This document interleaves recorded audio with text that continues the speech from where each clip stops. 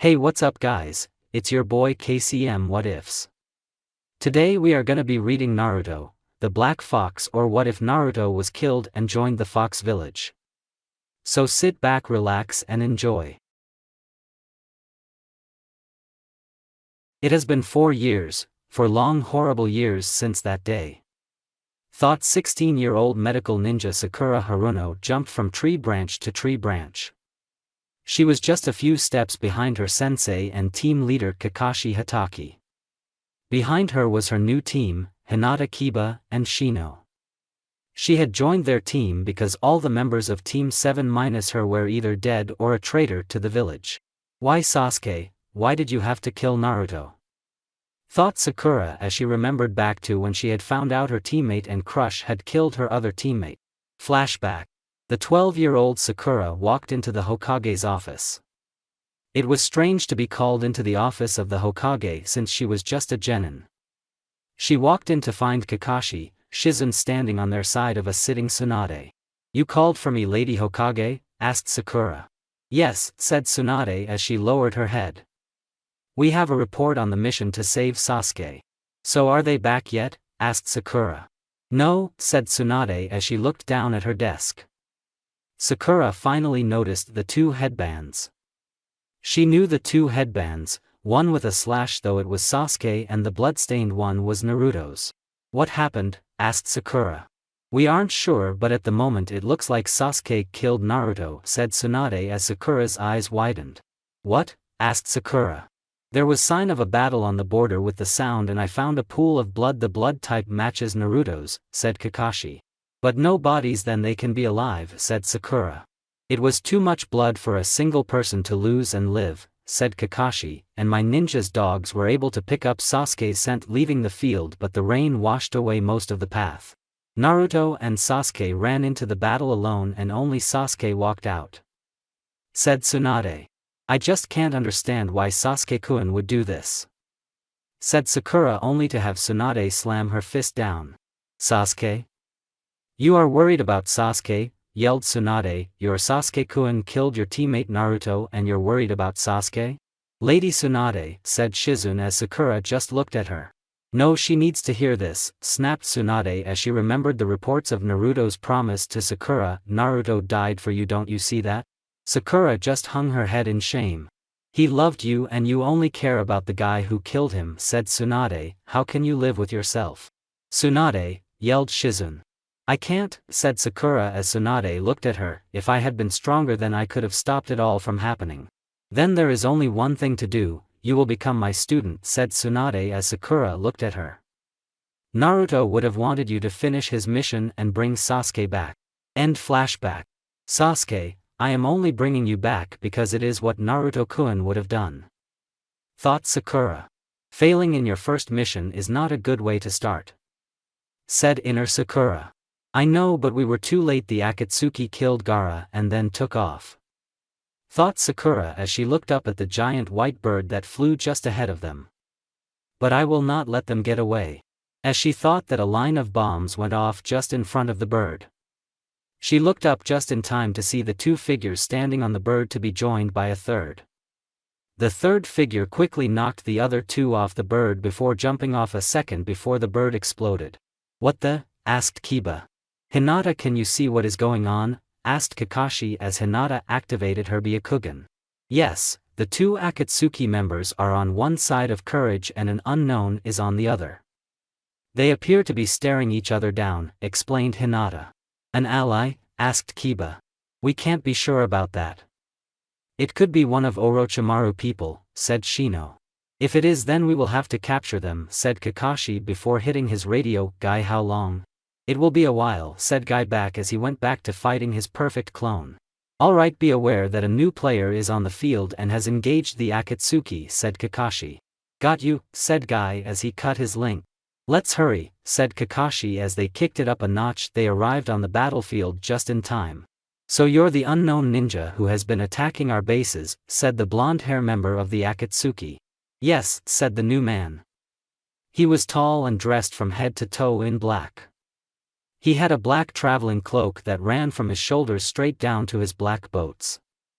He had a black hood up covering his hair and forehead.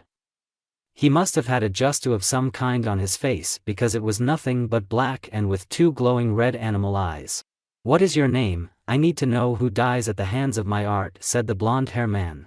"You may call me the Black Fox if you wish," said the man. "Why have you been attacking us?" asked the puppet man, Sasori. "It is my sensei's wish that I destroy all of the Akatsuki," said the Black Fox. "Who is this guy?" asked Kiba as he looked at the man. "I don't know," said Kakashi. "Well, your sensei has no idea who he is messing with," said Sasori. "You don't know," said the Black Fox. "Well, you're not that smart if you just stood there and didn't notice that you were surrounded by my art," said Deidara as hundreds of his spider's clay bombs appeared around the fox. "Now die." With that, a large explosion happened as all the small bombs joined together into one powerful one. "That was too easy," said Deidara. "Don't celebrate too soon," said a voice as Deidara looked up just in time to see the Black Fox coming down sword in hand. "How in the world?" asked Deidara as his partner's metal tail came flying up, hitting the fox in the chest. "He dodged your so-called art," said Sasori. "So-called art," snapped Deidara as the Black Fox landed on the other side, a small amount of blood running down his cloak, his hand covering the wound. "No matter, the poison should be taking effect soon," said Sasori as suddenly the fox started laugh. "No, it will not. See, I am immune to all poisons," said the fox. He moved his hand only to show flesh, untouched by any wound. "What?" asked Sasori. "All you managed to do was to ruin a perfectly good cloak," said the man as he took off his cloak to show. He was dressed in a long black coat that hugged his sides. It ran down his entire arm before stopping at his black gloves. The cloak stopped at the top of his boots, which came up 3/4 the way to his knees. The boots themselves were black with metal running along the bottom and the tip. He had black pants with a sliver strip running down the sides. He had a dark gray shirt. His face was still hidden by a hood, and that justu. "Still hiding your face?" asked Sasori. "So are you," said the Black Fox. "Well, it is time for you to die," said Sasori as he opened his mouth and dozens of needles came flying out. The fox began moving with a strange mix of ease and grace to avoid the razor-sharp needles. He was dodging it so well he actually had his hands in his pockets as if he was bored. "How is he doing that?" asked Deidara. "I have my ways," answered the fox as moved out of the way of another attack. "However, I am getting bored with this." "Well, so am I," said Deidara as he pointed toward the sky. Out of a large cloud came 3 of the clay birds. Each came swapping down, forcing the fox to jump back as each one exploded where he was just a second ago. When the last one hit, a line of needles came flying out of the smoke. The fox ducked, but he was too slow. The needle flew in the space between his hood and his head, ripping his hood apart and breaking his justu. For a moment nothing happened as the fox sat on one knee, his face looking at the ground. Golden blonde locks were now free from the hood that had kept them hidden. "Well, now we get to see your face," said Deidara. "You shouldn't have done that," said the fox as he stood up. Sakura's eyes widened as did everyone else. They saw his face. His wild blonde hair framed his red eyes. However, the thing that stood out the most were the wicker marks on each of his checks. "Naruto?" asked Sakura as the Black Fox turned and looked at her.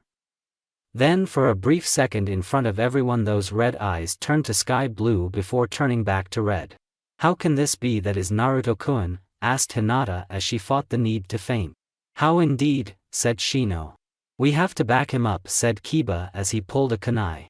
"Your help will not be required," said a new voice as the others looked up to a higher tree branch only to see a large fox maybe the size of Akamaru sitting there looking down. Its jet black fur and somehow darker eyes sent chills down the ninja's spine.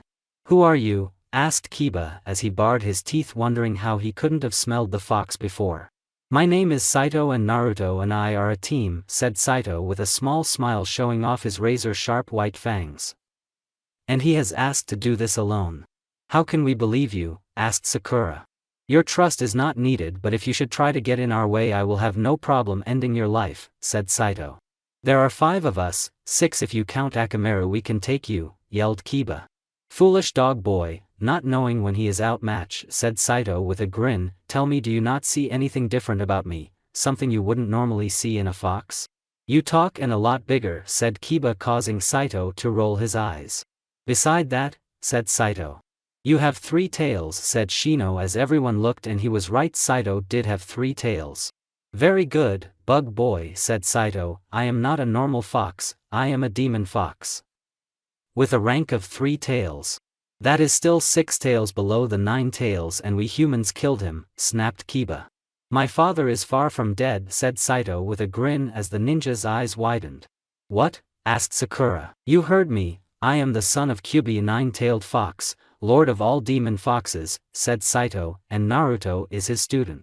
His student? Asked Sakura, unaware to everyone else the pieces were coming into place for Kakashi. The Kyubi must have taken him somewhere to train him, but for what? Thought Kakashi. He wouldn't just do that for free, he would want something.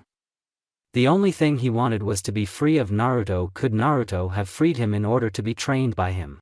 Saito, you don't have to tell them everything, said Naruto flatly. Also, you don't have to scare them shitless. But it's so much fun when I do, laughed Saito. I would bet you wanted your hood to come off. Yeah, maybe a little, laughed Naruto back. So you are a Jinchuriki? Asked Sasori. I was, but not anymore, said Naruto as the Akatsuki looked at him. However, because of my past as one, it is one of the reasons why I am going to kill you. It is one of the reasons why I am going to kill you, said Naruto as red chakra engulfed him and his sword turned bright red. You are just a kid, you can't stand up against my art, said Deidara as he reached into his pockets. Only if I wasn't low on clay. You shouldn't be so worried about art, instead you should be worried about your life, said Naruto as he bolted across the ground toward Sasori. The puppet master had no time to move before Naruto's sword ripped through his body. Sasori, yelled Deidara as a figure jumped out of the remains of the puppet. Standing there was a young red head. You actually got me out of my outer body, said Sasori. You now see my real form. You're a redhead? Asked Deidara. Shut up, said Sasori as he pulled a scroll. I didn't think this would be needed, but you leave me no choice. With that, a large puff of smoke filled the air as another large puppet filled the air. The third Kazekage, stated Naruto. So you know I have this ultimate puppet, said Sasori. But it is still a puppet. Kill the master and the puppet is useless, said Naruto. Like you could kill Sasori, said Deidara. I already have, said Naruto as a sword ran those Sasori's back and came out his front. How in the world? Asked Sasori as he turned to see a second Naruto standing there with a sword in hand.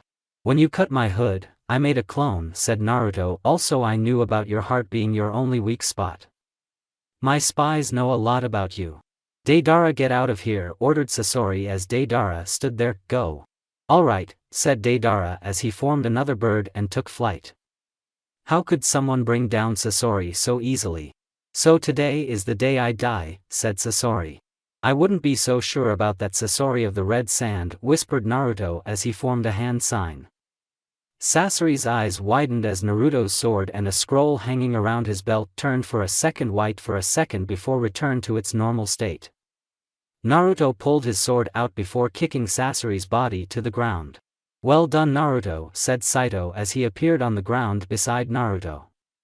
With a little more training you can carry out the mission. Naruto? Asked Sakura as the leaf ninjas landed around him. Saito, said Naruto as Saito nodded. Naruto, we are talking to you, yelled Kiba as Naruto raised his hand and formed a hand signs. It is too soon, said Naruto as he disappeared in a flash of red light. Naruto, yelled Sakura as she reached out to stop him, but he was gone. Kakashi, did you see where Naruto went? Asked Sakura as she looked around the area. Sakura, that was a transportation just he could be almost anywhere, explained Kakashi. Why would he leave? Asked Hinata. I mean, we finally see him for the first time in years and he just leaves. He said it's too soon, said Shino. He must not have been planning on showing himself to us yet. But why? Asked Hinata. Why would he even fake his death? He is different, said Kiba. He isn't the same person who left with us on the mission to get Sasuke back. What is up with that red chakra? Asked Hinata. Nothing good, said Kakashi. Let's head back. We need to bring Gaara's body back to the sand village. From there we can report back to the Hokage. Meanwhile, Naruto was jumping from tree branch to tree branch, his black cloak fluttering behind him. Naruto, what are you doing? asked Saito as he appeared beside him. There is one more thing I have to do before heading back, said Naruto. What? Asked Saito. We were going after their base in the area and they are only in their bases when they are sealing everything, explained Naruto. They may have just finished sealing Gaara. I see, it is a risk but it is your choice, said Saito. They already know I am back, so might as well show them another one of my abilities, said Naruto as they appear by a river. The trick will be finding it. The scouts were not that clear on its location, only that it is by a river. Yeah, the scout got his directions messed when he had to run away from a wolf attack, explained Saito as he and Naruto jumped down onto the water. Let's head down river, that is the way the leaf ninjas came from, said Naruto. Works for me, said Saito as the two headed down river. Meanwhile, one of the elders of the Sand Village, Lady Chiyo, looked down at the dead Kazekage. A few minutes ago his brother and sister along with a group of sand ninja had shown up. Gaara, we were too late, said Temari as she lowered her head in sham. If only I was strong enough to stop them from even taking you from the village in the first place, said Kakuro as he looked at his brother. The leaf is back, yelled a sand ninja as Sakura and other ninjas landed nearby the gathered sand ninjas. Please tell me you killed the people who did this to our brother, yelled Temari. Sasori of the Red Sand is dead, said Kakashi as Lady Chiyo looked up to at the news that her grandson was now gone from the world. The other got away, said Sakura as Team Guy landed nearby. It is good to see you alive, Sakura-chan, yelled Lee, only to be elbowed by Tenten. Lee, this isn't the time to try to get Sakura to go out with you, said Tenten. Right, said Lee. How were you able to defeat Sasori? Asked Lady Chiyo. They didn't, said a new voice as everyone spun around. There, standing on the water, was a tall man dressed in black with a large black fox standing beside him. I did. Naruto, yelled Sakura as all the leaf ninjas and the few sand ninjas who knew of him eyes widened. Naruto? Asked Lee, stunned to see his friend back from the dead. Yes, now stand aside, ordered Naruto. If you came to steal our leader's body, then we will not allow it, yelled a sand ninja as she got between Gaara's body and the newcomer. It's okay, Matsuri, said Temari. What do you plan to do, Naruto? You will see, said Naruto as he walked forward. Everyone giving him a wide space, he stopped right in front of Gaara's body. No one speaks or else you will mess this up, ordered Naruto as he pulled his sword out and stabbed Gaara's body clear through.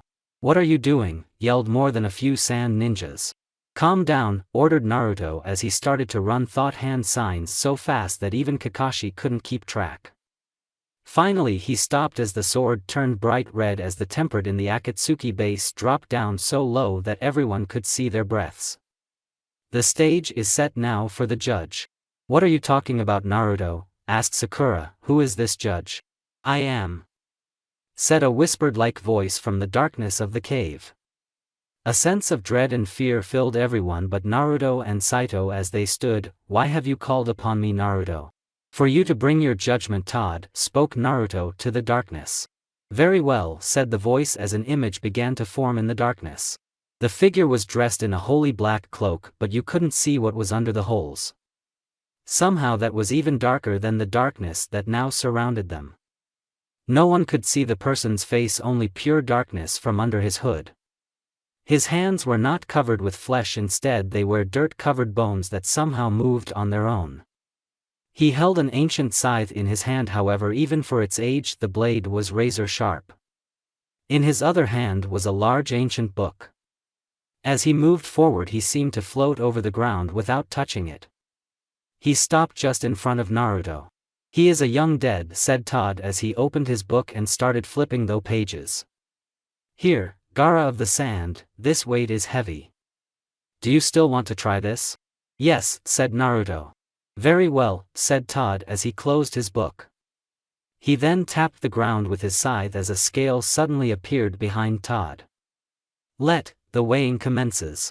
With that an image of Gaara appeared on one side of the scale. He moved around as if trying to break out. Gaara, yelled Kankuro as he ran forward into the darkness, only to everyone's surprise have him run back into the group from behind. How in the world? I will forgive you this one transgression, but if you do anything else then your soul will be taken, said Todd. I am sorry for his action, Todd, said Naruto. No matter, it is time for your offering, said Todd as Naruto pulled a scroll from his back and held it. Here I offer in exchange the soul of Sasori of the Red Sand, said Naruto as everyone's eyes widened. That light Naruto's sword gave off when he killed Sasori must have sealed his soul away into that scroll, but a justice like that is forbidden, thought Kakashi. Ah, said Todd as an image of Sasori appeared on the other end of the scale. This one is wanted dearly by my master, but will it be enough for the exchange? I believe it will, said Naruto. Very well, said Todd as the scales began to move. First Sasori's end went down and then Gaara's before settling at an even leave.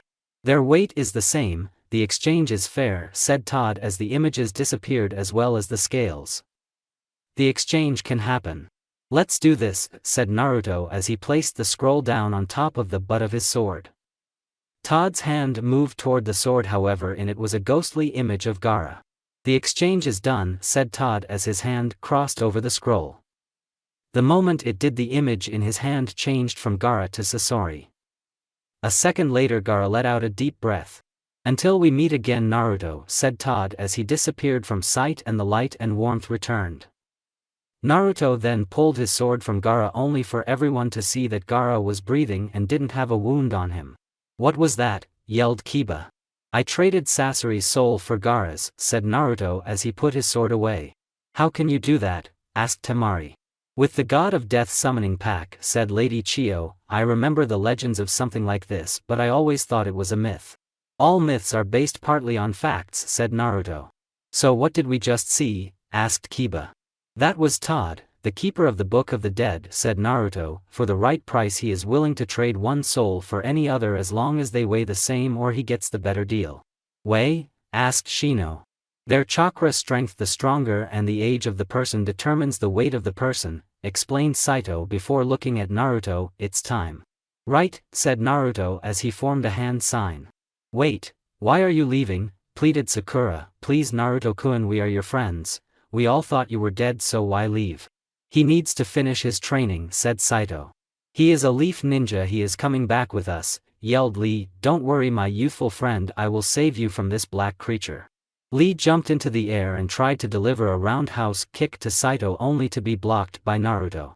What Naruto? Asked Lee as Naruto's eyes turned red and he threw Lee hard out of the cave-like base and into the cliffside outside. You have no idea what is going on, Lee, so stay out of it, growled Naruto as his friends looked at him. Naruto, we have wasted too much time here, said Saito. I know, said Naruto as he formed a hand sign, until we meet again.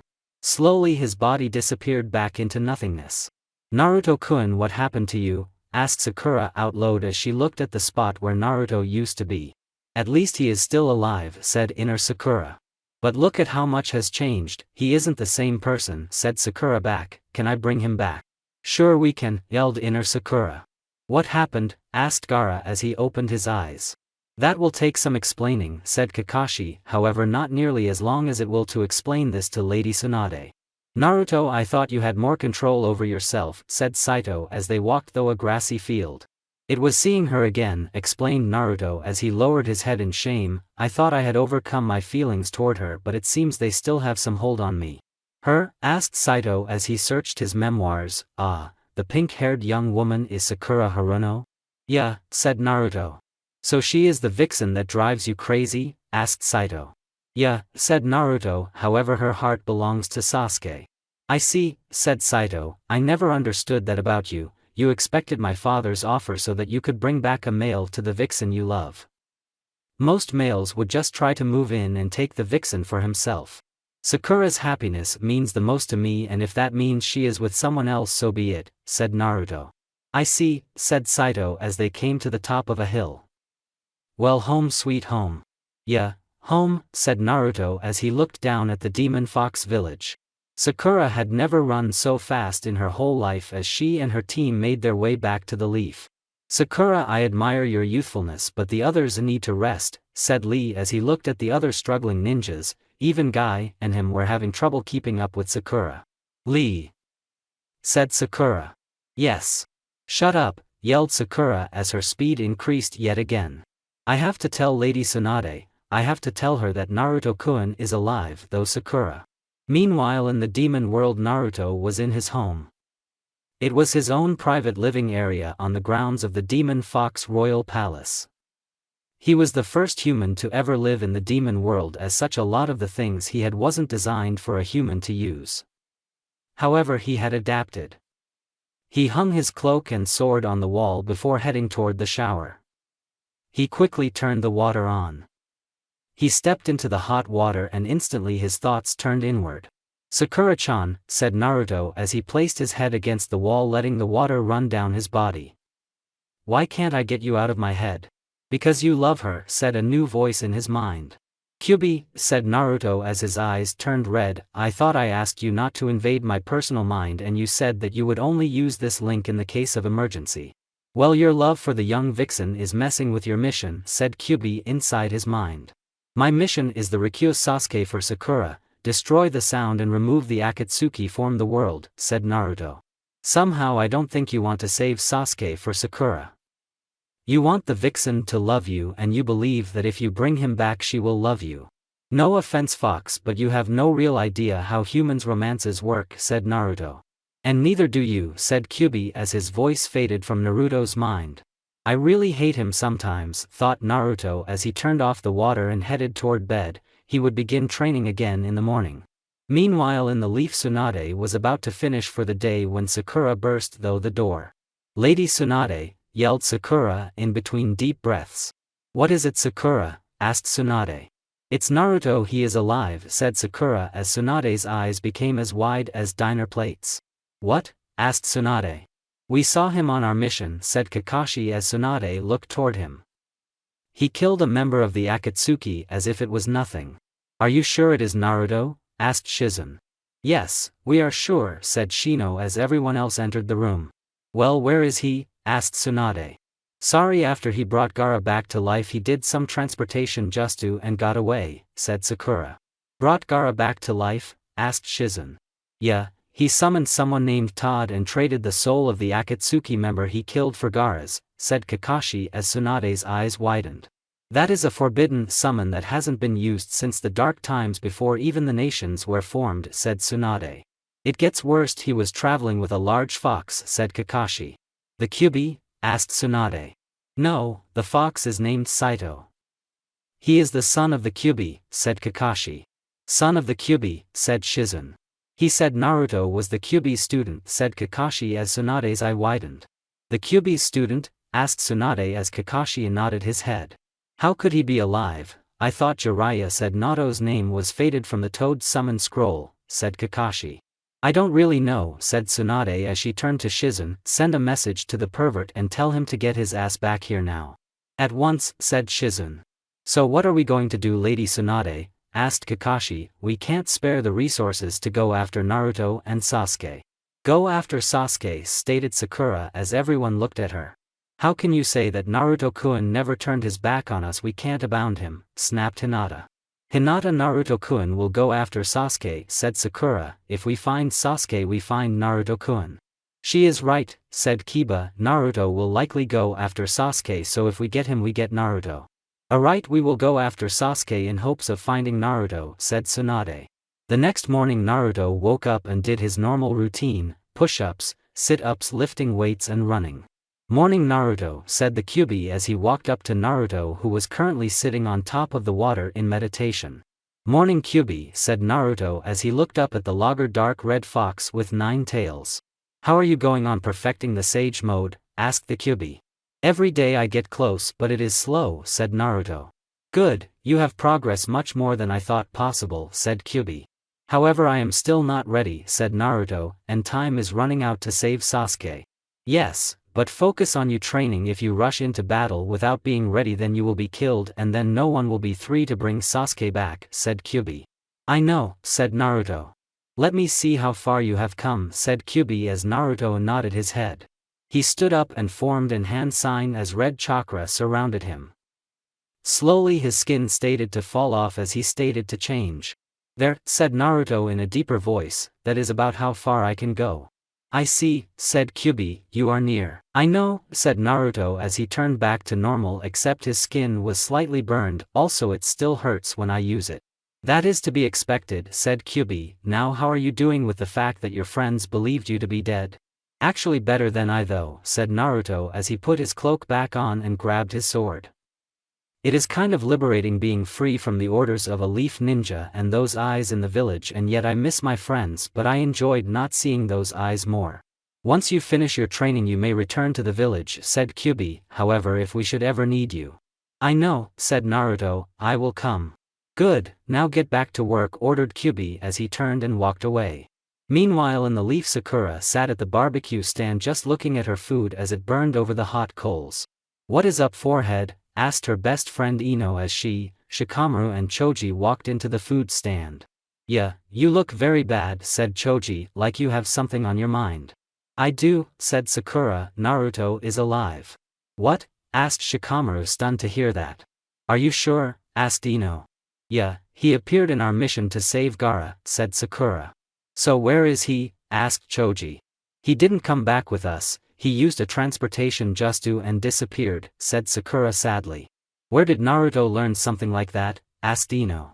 I don't know, what they were saying didn't make sense, said Sakura. The Kyubi is alive, has a son, and Naruto is his student?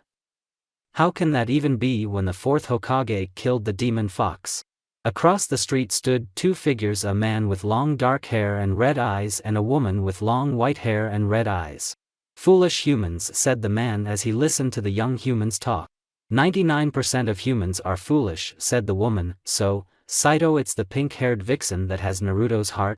So it would seem, said Saito. I hate this form, walking on two legs doesn't fit right with me. Me neither, but two demon foxes walking around in their true form would bring everyone in the village down upon us. Besides, I kind of gotten used to it after our time helping Naruto train, said the two-tailed fox Katara, daughter of one of the council members of the demon fox world. Just then a white-haired man ran by at top speed.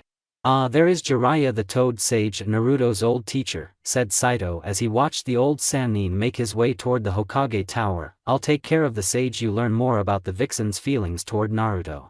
Sure, said Katara as they went their separate ways.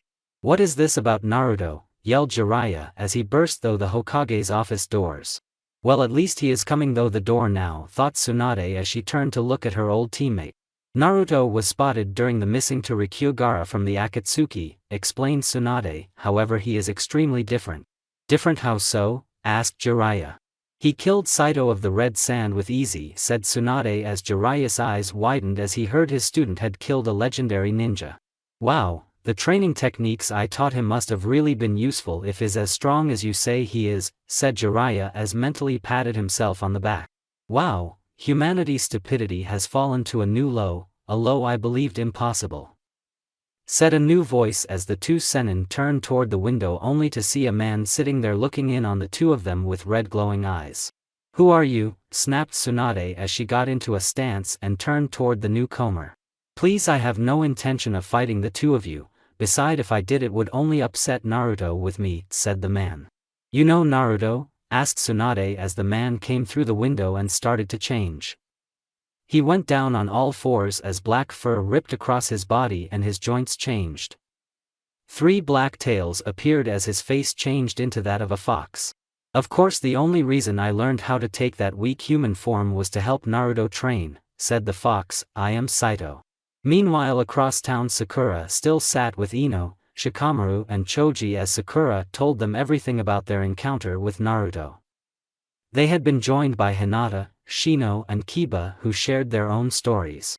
That is weird, said Choji. Yeah, the Kyubi is dead, said Ino. He is far from dead, said a new voice as the 4 of them looked up to see a beautiful young woman standing there. Her long white hair reached her waistline. She wore a simple light blue top with black pants. Who are you? Asked Choji. My name is Katara, said Katara as she turned her attention to Sakura. So you're Sakura Haruno, said Katara. Yeah, what's your point, said Sakura. I just can't see what makes you so special. You don't have as big of breasts as that white-eyed girl, and the blonde-haired girl has an overall better figure than you, said Katara as she looked at Hinata and Ino. What did you say? yelled Sakura as she punched the woman only to have her caught it with easy. Easy to anger and not that strong, stated Katara. What did you say? Yelled Sakura again as she threw her other fist only to have that be caught too. You're not that strong, said Katara again, I just don't see it. See what? Growled Sakura as her friends got up and surrounded the strange woman. The few other people in the stand had ran fearing a battle was about to break out. I don't see why Naruto would like someone like you even if it was a childhood crush, said Katara as everyone's eyes widened. I thought all human men care about with a woman's breast size and how they look. You know Naruto-kun? Asked Hinata. Of course I have been training with him since he left this village, said Katara with a grin. Where is he? Growled Sakura as Katara noticed something. Sakura's eyes burned. However, it wasn't hate that was burning in her eyes, it was longing. Interesting, she longs for Naruto, but why? Is it just because she wants to see a long-lost friend, or could there be more? Thought Katara with a grin. Can a human fall in love with someone they believed died? Where is he? Snapped Sakura. He is training, said Katara back. He came across you too soon, he wasn't ready. Take me to him now or I break every bone in your body, heal them and then break them again, snapped Sakura. Differently a dominate type, thought Katara, she could be fun. I can't take you to him yet, said Katara. Then I start breaking bone, growled Sakura. You may not have noticed, but Shikamaru placed you under his clan's shadow Justu, you are now under his control. Really? Said Katara as suddenly out of her spin shot a tail that whipped around, smashing Shikamaru in the face, causing him to crash into a couple of chairs. I don't think so. What are you? Asked Kiba. Please don't tell me you haven't figured it out, asked Katara as she let go of Sakura's hands and started to turn into a fox right before their eyes. I am a demon fox. I am a demon fox, said Katara as the white demon fox stood on all fours looking up at Sakura. Your little Justu has no real effect on me. Where is Naruto? Demanded Sakura again. Wow, facing a demon and you are unflinching in your demands, said Katara as she released some demon chakra, and yet Sakura stood her ground. Interesting, most humans would have crapped their pants by now. Where is Naruto? Demanding Sakura. Why don't we make this fun? I spotted a training field not far from here by a small creek, said Katara. Team 7 training field, so what? Said Sakura. Meet me there, show me what you can do, and if you impress me I'll tell you where Naruto is, said Katara as she disappeared in a gust of wind. Okay, what just happened? Asked Choji. However, by the time those words left his mouth, Sakura was out the door. Meanwhile, in the Hokage's building, Tsunade and Jiraiya looked at the black fox. You seemed surprised that a demon fox would be here, said Saito as he grinned at the two Sannin. You're the one that was in Kakashi's report, the one that was with Naruto, said Tsunade. Yeah, I am his partner in our mission to destroy the Akatsuki and rescue someone called Sasuke, said Saito. Why are you here? Asked Tsunade. To tell you not to look for Naruto, he will come when he has finished his training, said Saito, and not BEF. Suddenly Saito stopped and looked toward the window. What the hell are you doing, Katara? Who is Katara? Asked Jiraiya. She is my partner because Naruto is busy training, explained Saito, and now she is fighting someone. Who? Asked Tsunade. Knowing her, likely the pink-haired vixen that Naruto used to always talk about, said Saito as Tsunade's eyes widened. She knew who he was talking about. Is this all you got? Asked Katara as Sakura's punch hit nothing but air. Tell me where Naruto is, yelled Sakura as her rage blocked her emotions and she just widely punched at Katara. Katara dodged the attacks with ease as Sakura got even more pissed off. Tell me, you damn fox, yelled Sakura as she finally connected with one of her punch. Katara's eyes widened as she felt her nose bones break from the force of Sakura's punch. Katara went flying backwards into a tree, breaking it in two. Now what do you have to say, you damn dirty fox, yelled Sakura at the top of her lungs. I am almost impressed, said Katara as she stood back up. Her entire nose was at a weird angle and blood was pouring out of it. Sakura watched as the fox used her tail to put it back straight. Also, her nose was engulfed in chakra, healing the wound. However, I am a medical fox, so this wound is nothing. Katara, what are you doing? Asked Saito as he appeared in a nearby tree. A few seconds later, Tsunade, Jiraiya, and the other rookie 12 plus their sensei appeared on the training field. I am having some fun, stated Katara with a grin as Saito shook his head. Why my father picked you to be my mate I will never understand, said Saito. He did it because it was arranged from birth, said a new voice as Saito and Katara turned to a man sitting there in a black cloak with a black shirt and black pants sitting on a rock. Naruto, why did you come here? Asked Saito as he looked at Naruto. Kyuubi was worried that you would do something like this, said Naruto flatly as he rolled his eyes as he stood up. Naruto? Asked Jiraiya as Naruto just simply looked at him before turning back to Saito and Katara. Kyuubi wants us back 5 minutes ago, stated Naruto. Fine, looks like our fun is over, Sakura, said Katara. Stop right there, Naruto ordered Tsunade as Naruto turned and looked at her. What do you want? Asked Naruto. As a ninja of the hidden leaf I order you to come back to the village, ordered Tsunade as Naruto started laughing. Do you really think you can order me around? Asked Naruto as Tsunade was surprised that Naruto would say anything like that. You have no idea of what you are dealing with. You are still a ninja of the leaf and I am the Hokage and you will follow my orders, snapped Tsunade. I was declared dead so I am not a ninja of the leaf, said Naruto with a grin, so I can do whatever the fuck I want. Naruto, be kinder to them, said a new voice as Naruto's and the two other foxes' heads whipped toward the source. Sakura's eyes widened as a large fox maybe as tall as a human walked out of the woods. He had dark orange fur, the tips of his pure white razor-sharp teeth stuck out from his lips. He had black marks around the eyes and ears. However, the key fact that made Sakura's blood turn to ice was the fact that Nine Tails moved slowly behind him. Lord Kyuubi, said Naruto as he got down on one knee and bowed his head. Lord Kyuubi, said Katara as she did the same. Father, said Saito as he joined the two other in bowing to the nine-tailed fox. I am disappointed in all three of you, said Kyuubi as walked back and forth in front of the three of them glaring at them the whole time. Saito and Katara, you were to follow your mission and give a message and yet you mess around. Naruto, you were sent to make sure they stayed on task and here I find you being rude. I trained you better than that, you showed a lack of honor. Sorry sir, said Naruto.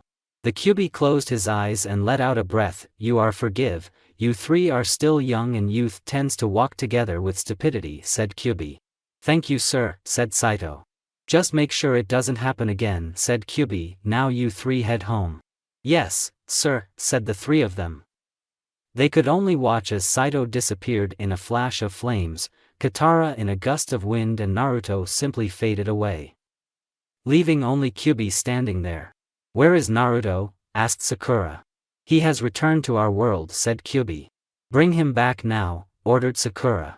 You are in no position to demand anything from me, stated the Kyuubi. How can you even be alive? The fourth Hokage killed you, yelled Sakura. No, he sealed me, said Kyuubi with a laugh, and for 12 long years I was sealed inside your friend Naruto. I could see and hear everything that was going on. I know all of you humans. What? Asked Sakura, stunned to hear that. You are lying. Ask your elders, said Kyuubi as Sakura looked at the Hokage. It's true, the fourth sealed the Kyuubi inside a newborn Naruto so that the village could be saved, said Tsunade as the younger generation just looked at Tsunade. Sakura's eyes widened as she remembered all the times she saw the older members of the village glaring at Naruto.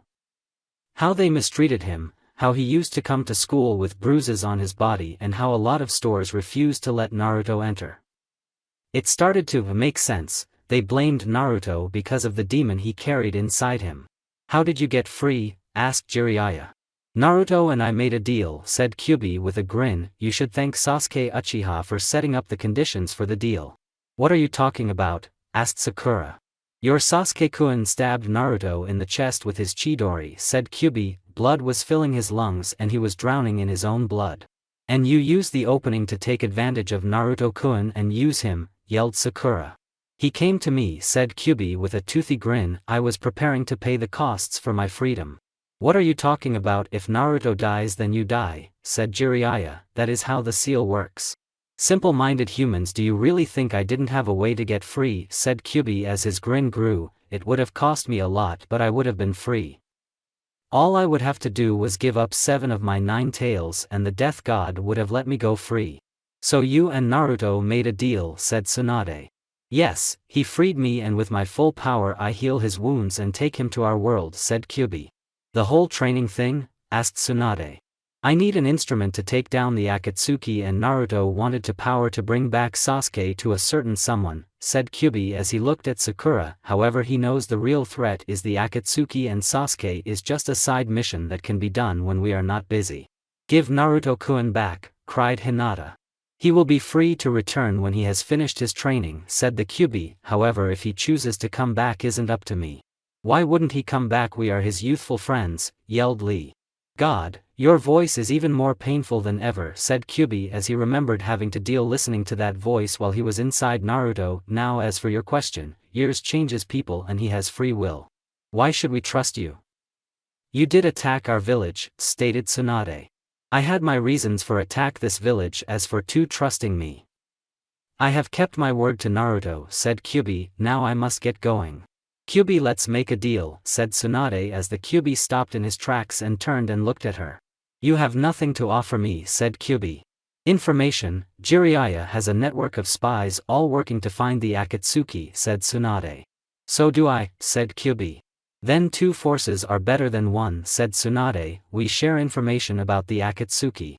In return of what? Asked Kyubi. Naruto, we want him back, said Tsunade.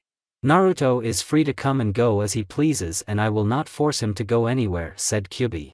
Then have some of us come back with you. We want to talk to Naruto to see him, said Tsunade. Who are we talking about? Asked Kyubi.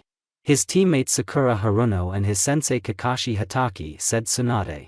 Very well, we will meet in your office in an hour, said Kyubi as he disappeared in a burst of fire. Lady Tsunade, what are you doing? Asked Sakura. Trying to get in touch with Naruto, said Tsunade. You were Naruto's teammate so you can find out how much time he changed and Kakashi can find out just how much his strength changed. I see, said Kakashi as he looked at Sakura. We should pack and get prepared for anything. Jiraiya looked at Tsunade as people started to walk away. Are you sure about this? Asked Jiraiya. The council will not like the fact that you are working with the Kyubi. They don't like anything I do, said Tsunade. Also, if I get Naruto back then I don't care. Then why not send me instead of Sakura and Kakashi, said Jiraiya.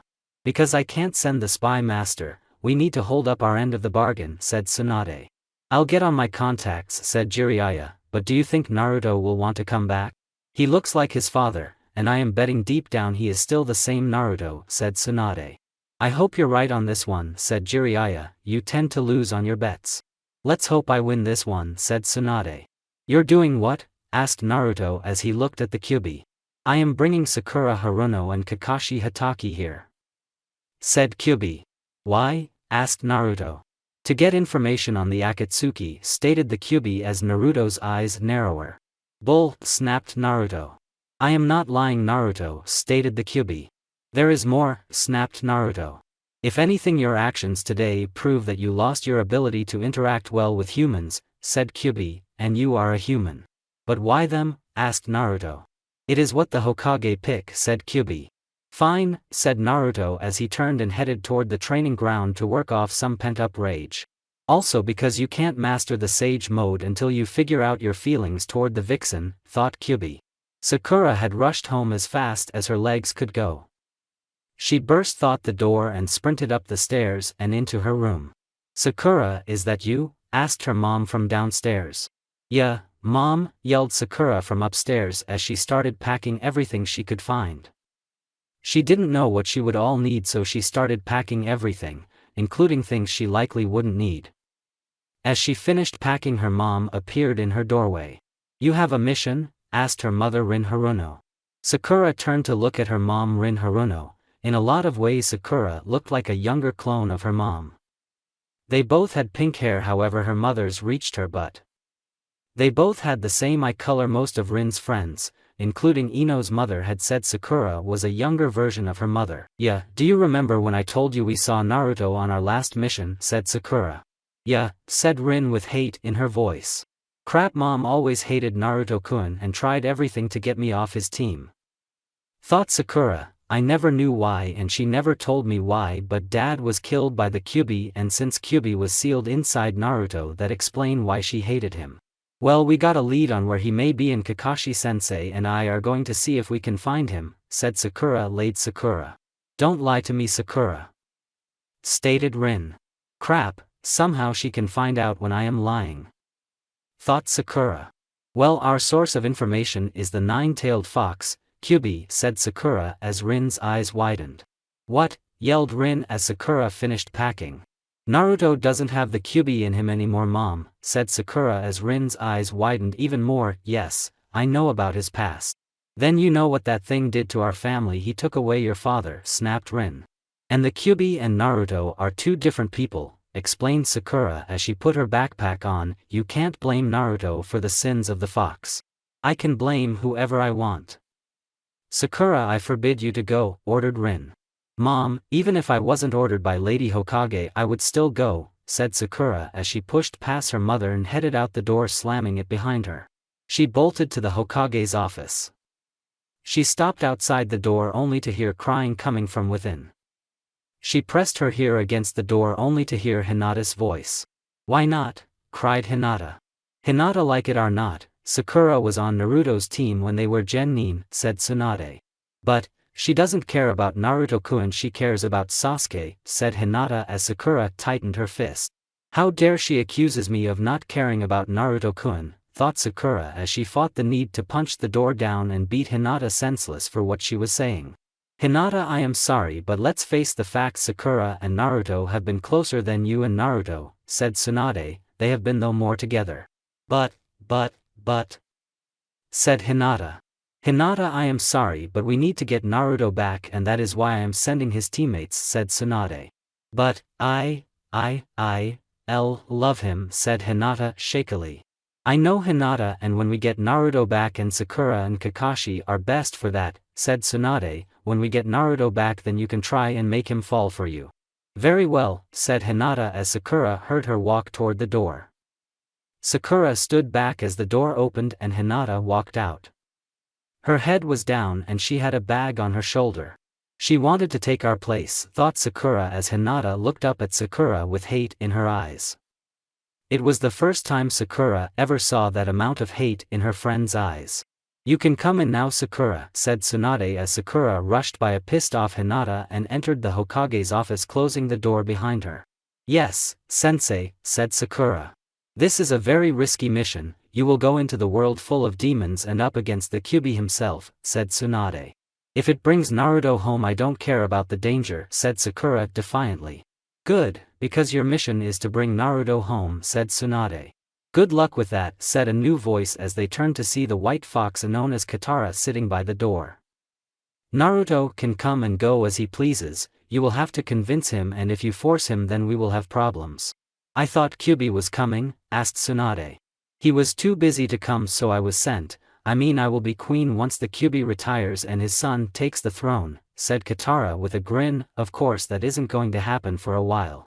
Sorry if I am late, started Kakashi as he walked in. We don't care, said Tsunade as she looked toward the fox. Now before you come to our world, you must know the rules, said Katara. You are not allowed to leave the government complex without a guard. You may not enter the Kyuubi's private quarters or government offices. If you are found to break those rules then you will be sent home.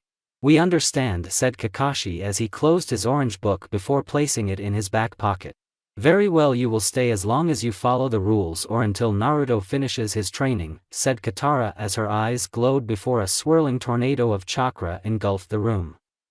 Tsunade had to cover her eyes from the force of the chakra. When she reopened them they were gone. Good luck, said Tsunade. However, Sakura and Kakashi were in a strange situation. They found themselves in a courtyard, but not just any courtyard, it was huge. The floor was of flat polished stone and in front of them was a huge staircase leading up to an even larger red building. Imagine the Forbidden City in China. There were foxes of all different sizes, colors and tail numbers, however most were below 5 tails. More than a few foxes turned and looked at the strange newcomers. Followed me, ordered Katara as they started up the massive numbers of stairs toward the center building. Why are they looking at us? Asked Sakura. Simply, apart from Naruto you are the first human that 95% of them have ever seen, said Katara. It would be as if a demon fox walked down your village's main street. I see, where is Naruto? Asked Sakura. Straightforward as always Vixen, said Katara as Sakura glared at her. He is in the main training field, I'll take you. Thanks, said Sakura as she and Kakashi were led toward the center of the huge building. They walked past huge columns covered with images of foxes all covered with gold and silver. Their eyes were made of diamonds and rubies, giving them a weird look as if stone foxes were alive and looking out at here. They walked past many rooms lined with gold and the finest wood Sakura had ever seen. In those rooms were strange items along with things she knew all too well. Finally they reached a large stone platform surrounded on all sides by buildings. There in the center of the shirtless Naruto. He was fighting against a human with black hair. They were going full go. Fire style, giant fireball Justu, yelled the human as he breathed a giant fireball at Naruto. Wind style, air bullet, yelled Naruto as the fireball was cut in half by Naruto's attack. Naruto, Saito, said Katara as the two stopped their training. The unknown human turned into the black fox they had seen before. We have guessed. I see, said Naruto as he turned and walked away. Naruto, Lord Kyuubi ordered you not to be rude, said Katara defiantly. I know, said Naruto as he bent down and picked up a towel. He quickly whipped the sweat from his body and putting on a thin shirt that stuck to his body. However, walking up to someone covered with sweat and smelly is rude. Just look at this body, said inner Sakura as she remembered the muscles on Naruto. Yeah, said Sakura back, mentally licked her lips. So how are doing Naruto? Asked Kakashi as if he had seen him every day for years. Good, said Naruto flatly. Good, is that all you have to say? Asked Sakura. What do you want me to say? Asked Naruto, sensing the tension building. Kakashi decided to change the subject. This may be a dumb question, but why would demon foxes need to able to turn into humans? Asked Kakashi. Simple, it allows them to keep tabs on the human world better, said Naruto. Also it helps me train. At least I don't have to turn into a human anymore. You can train against your first sensei and the Vixen, said Saito. They pose no real threat to me, said Naruto as Sakura's eyes narrowed. Let's show him what we can do, said inner Sakura. Maybe after we show him how strong we are he will talk to us instead of talk down to us. Yeah, said Sakura back. Is something wrong Naruto-kun? You worried that you will lose to a girl, said Sakura as she glared into Naruto's eyes. No, said Naruto, however it is late and you arrived just before supper and Lord Kyuubi gets upset when any more is late for a formal supper. He is right, Lord Kyuubi is a stickler for being on time, said Katara. Fine, said Sakura. Naruto, why don't you show them to their house since they are staying with you, said Katara. Fine, said Naruto as he started walking down a side path. Follow me. You know my father ordered you to show them to their rooms, said Saito as he looked at Katara. Yeah, said Katara. You're trying to set Naruto up with the pink vixen, aren't you? Asked Saito as Katara just grinned before turning and walking away. However, as she walked she accidentally let one of her tails run down Saito's muzzle and the side of his face. Damn, vixens, thought Saito as Katara walked away. He wasn't going to let his future mate win by showing he was interested in her. Here, said Naruto as he opened a door and led them into the largest greeting area that Sakura had ever seen. There was a huge center courtyard with a large fountain. Behind waterfall was a staircase leading up to a second floor.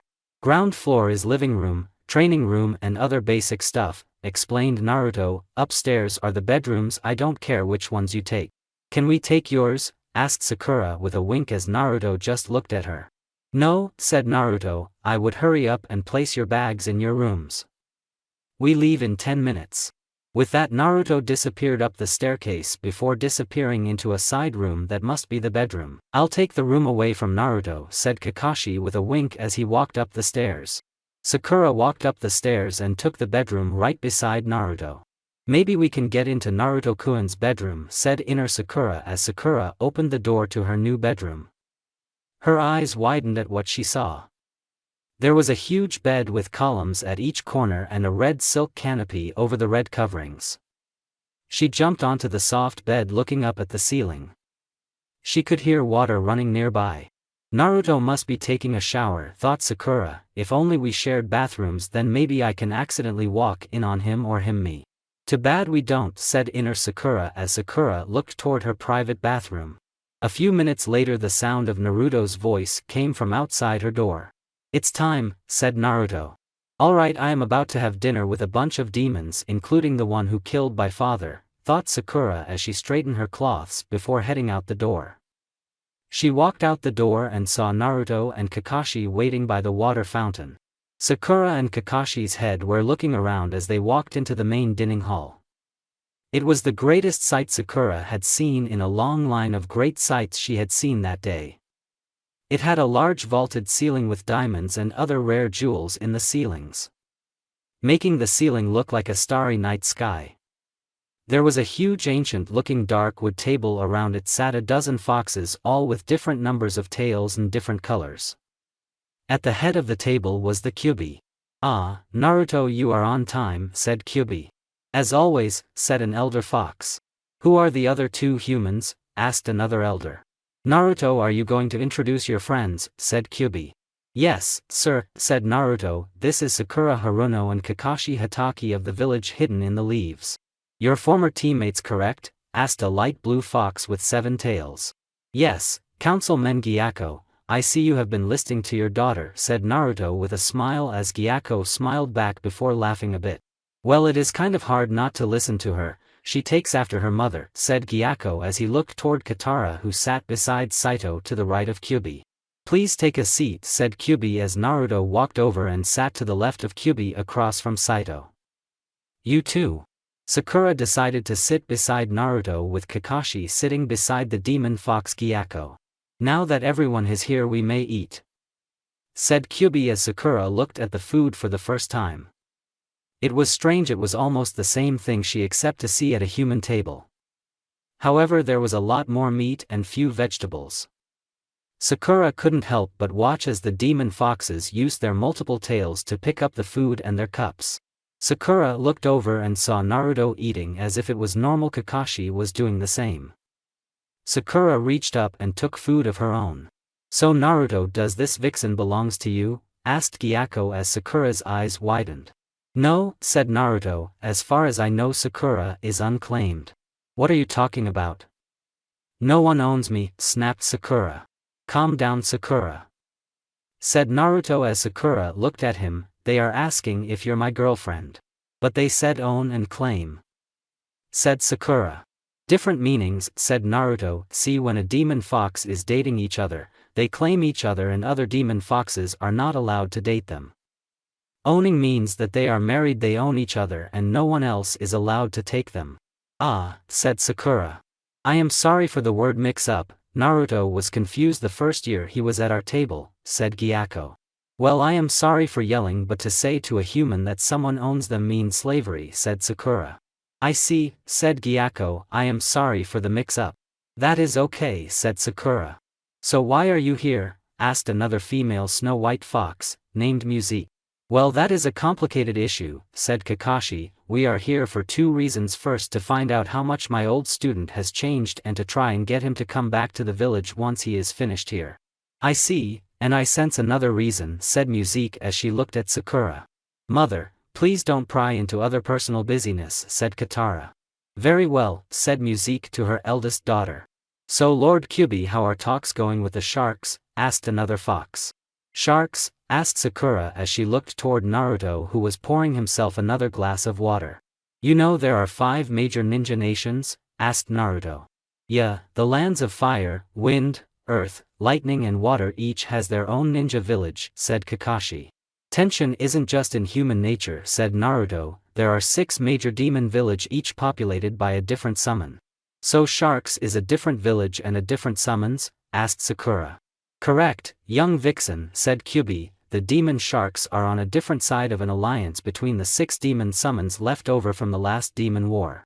Demon war? Asked Sakura as Naruto closed his eyes and rubbed his temples in frustration. Listen, Sakura, most humans believe that demons cannot be killed. That is totally wrong. A demon's lifespan is measured in millions of years, but they still can be killed, said Naruto. When I was but a 3-tailed the war broke out, said Kyuubi, an alliance between the foxes, bears and our wolves cousin lead to tension with the other alliance of the snakes, sharks and scorpions. This tension lead to war. This was before the first human came to be, but a war unlike anything we humans have ever seen, chakra on scales that we can never imagine, said Naruto. It ended with nothing changing. The death god who acts like a neutral party just told them to end it. I see, said Sakura. How long do you demons live for? Sakura, how old do you think I am? Asked Katara. About my age 16, asked Sakura.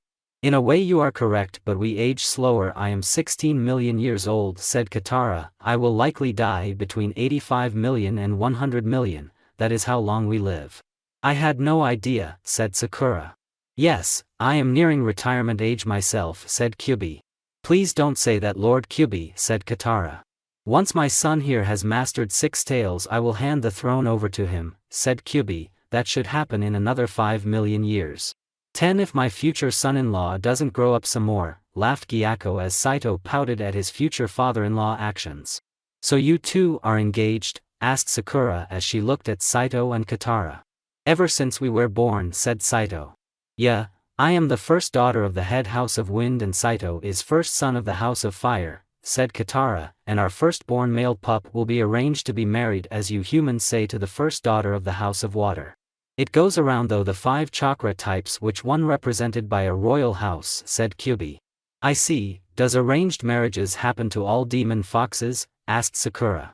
No, only between the son of the lord and the first female of the next house, said Musique. What if they don't like each other? Asked Sakura. If both agree to it then their arranged mating cannot happen, said Kyubi. However, throughout history that has never happened. I see, said Sakura as she noticed that everyone was finishing up their meals.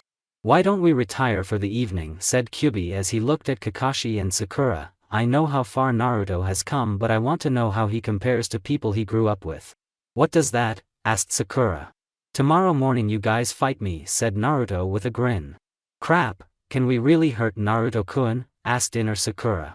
We have to, because we have to show Naruto-kun that we are strong, said Sakura back as she followed Naruto and Kakashi back toward their home.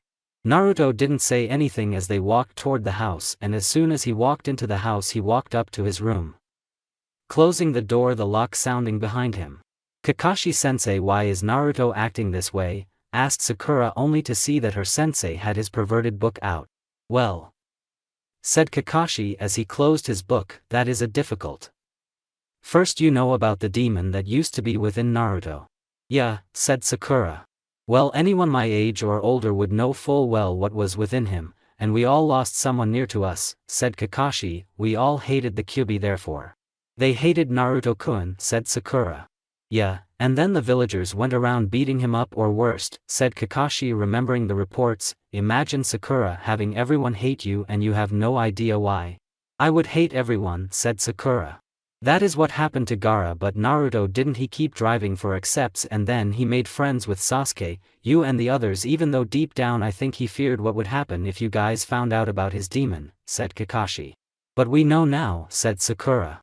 Yeah, and he has spent years with very little human content, said Kakashi, and he may have more personal reasons. Just give him time, Sakura, just give him time. Okay, said Sakura as Kakashi and her walked up and stairs and went into their separate rooms. Sakura quickly showered and lied down on the bed. She didn't know what made her fall asleep so fast. Maybe it was the silk sheets and soft pillow, or maybe just maybe it was the sound of Naruto's breathing coming in ever so softly from the against room. Meanwhile Kyubi and Gyako walked down one of the well-lit corridors. They could look out the window and see with ease the outline of the sleeping village outside the walls of the ancient compound. Old friend, you and I may not have gotten along well in our puphood. In fact, I would almost compare the two of us to the relationship Naruto and Sasuke Uchiha had until Sasuke betrayed his village, said Kyubi, but I hope we can set those old issues aside for the tasks that are to come. Don't worry about me, said Gyako. I could tell you were a lot more worried about the sharks than you let on at dinner. Correct, they are starting to move, and when they start everyone starts, said Kyubi.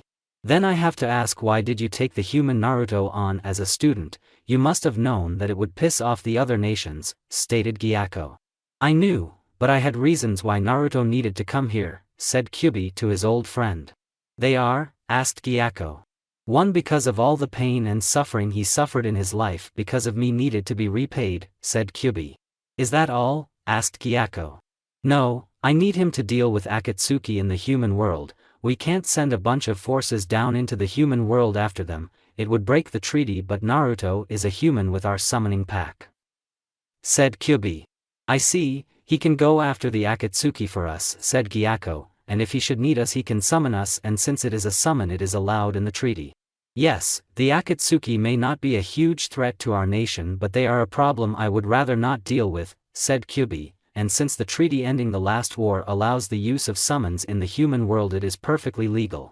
"Yes, humans had just figured out how to mold chakra by the time the war ended," said Gyako, "but doesn't the treaty limit the number of summons you can have?" "Yes, 4 people can have the summoning ability in the alliances of nations," said Kyubi, "for total summons to be split among our allies and us and 4 summons for the enemy." "I never will understand why your mother instated that your father put 4 summons total instead of having each nation only having 1, asked Gyako. "It means that one group will have 2 summons instead of 1. "Well, mother was always a little crazy," said Kyubi, "however she was normally right about things." "Are you thinking about giving the humans you had brought here the ability to summon us like you have given Naruto?" asked Gyako. "No, the alliance members were already upset with me for when I gave it to Naruto. I am not going to push them unless I need to," said Kyubi. "A wise choose," said Gyako as he looked up at the full moon. "Well, I am going to retire. I can't wait to see the humans fight tomorrow." "Yes, it should be quite entertaining," said Kyubi with a grin. The next morning Sakura and Kakashi found themselves staring down Naruto from across a small training field. The demon foxes stood by the edge of the training field. "Now Naruto, I want to see how much you improved, so no using summoning packs, same goes for you too," said Kyubi as he looked at the humans. "Works for me," said Naruto as he pulled his sword and looked at his former team. "I am ready when you two are," said Naruto as Kakashi pulled up his headband showing his Sharingan eyes as Sakura tightened her gloves. "Here, we come Naruto-kun," said Sakura as she charged forward. Sakura charged forward toward Naruto, who just stood there watching her, ran toward him. When she was within feet of him she suddenly jumped into the air. A second Naruto noticed a large fireball coming at him and there was no time to move out of the way. "The humans worked together to engulf Naruto," said Gyako. "Yes, but on some level Naruto let them do it," said Kyubi as the fire suddenly lowered showing Naruto standing in the flames without a scratch on him. He stood like a pillar of ice among the flames. "Take this," yelled Sakura as she came down from the sky with her fist ready. Naruto simply raised his sword letting it take the blow. The sword groaned from the force of Sakura's attack. Naruto tried not to look stunned at the sword actually started to bend from the force. "Damn, how strong is she, if she can bend demon steel. This steel is the strongest in the world and yet she is bending it," thought Naruto as he flipped the sword sending Sakura flying back. Sakura flipped in mid-air using her feet to bounce off the wall of the inner court. Suddenly Naruto spun around to face Kakashi coming in with a sword of his own. "I didn't know you had a sword, Kakashi," asked Naruto as he looked into Kakashi's eyes including his red Sharingan with his own red demon eyes. "I was an ANBU captain, it's standard issue," said Kakashi as the two of them stepped back, Naruto raising his sword so that he held it above his shoulder. "True, I normally keep it sealed but this works. Well, it's been a while since I had a sword-on-sword fight, this may prove useful," said Naruto as he sidestepped a surprise attack by Sakura from behind. "Impressive, Naruto was able to dodge the attack without even looking," said another council member. "Naruto needs to stop messing around, he is wasting time," said Saito. "Or he is just putting on a show," said Katara as Naruto, Sakura and Kakashi slowly walked around in circle. When they completed a half circle Naruto lowered his sword and ran through hand signs. He slammed his hand on the ground. "Naruto no summoning," yelled Sakura. "Who said I am summoning?" asked Naruto as suddenly a seal appeared on the ground. The ground glowed yellow before Kakashi's sword flew to the ground, followed a second later by Kakashi and Sakura. "What the?" asked Sakura. "Gravity seal," said Naruto, "it raises the gravity under your feet making it almost impossible to move unless you're used to it. I kept it low just so that you keep you alive." "I wouldn't be sure about that," said Sakura as Kakashi appeared behind Naruto with a kunai pointed right above his spine. With that, Kakashi and Sakura disappeared, leaving only the real Kakashi standing there with a kunai pointed right at Naruto's spin. "I would almost be impressed if I didn't know what you were up to," said Naruto as he disappeared in a puff of smoke. "It's a clone?" asked Sakura. "Yeah, I saw when Kakashi made a clone when I was dealing with Sakura's attack and when Sakura made her clone when Kakashi and I crossed swords," said Naruto as he appeared out of slight gust of wind. "Now it's my turn." Naruto quickly ran through hand signs so fast that not even Kakashi's Sharingan I could keep track of. "Wind-style vortex Justu," yelled Naruto as he placed his hand up to his lips. For a second Sakura thought Naruto was going to breathe out a fireball since it looked just like when Sasuke used his great fireball Justu. However, instead of a fireball, Naruto breathed out a tornado of whipping chakra. "Get back," yelled Kakashi as he jumped over the attack. Sakura followed suit, but she was too slow.